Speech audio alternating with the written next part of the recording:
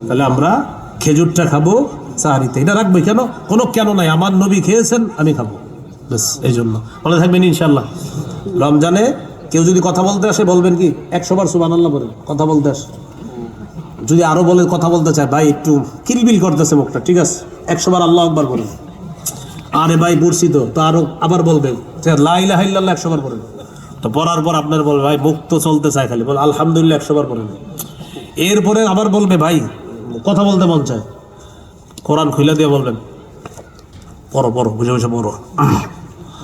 পড়তে থাকবে, একটু পরে বলবে ভাই পড়ছি ভালো লাগতেছে না, একটু কথা না জায়গা বলবে না, বলবে কথা বলতে মন চায়, বলবেন গোমা। কি বলবেন? কথা বলবো না কেন ভাই? ভাই কথা ভালো কথাও বলা যায় রমজানে, কিন্তু তুমি কোন ভালো কথা বলার পরে আবার হঠাৎ কি জানি শুরু করো, গীবত হয় কিনা।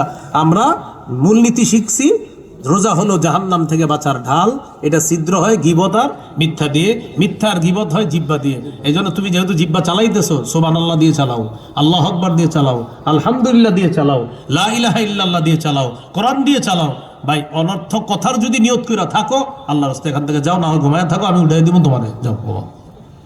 মনে থাকবেন ইনশাআল্লাহ। তাহলে ভাই রমজানটা কাটানোর চেষ্টা করবেন খুব ভালোভাবে, আল্লাহ তৌফিক দান করেন। আমিন ওয়া আখিরু দাওয়ানা আলহামদুলিল্লাহি রাব্বিল আলামিন। ও আচ্ছা, আমার একটা সংকলন আছে মিম্বরের আমানত, এটা যাদের লাগবে আপনারা সংগ্রহ করতে পারেন। ওরা কোথায় জানি গাড়ি রাখছে। 1 থেকে 8 খণ্ড। প্রথম খণ্ড হলো সন্তানের 64টা অধিকার, দ্বিতীয় খণ্ড শিরিক বেদাত কুফর তাওহীদ, তৃতীয় খণ্ড হালাল হারাম, চতুর্থ খণ্ড স্বামীর 24টি অধিকার,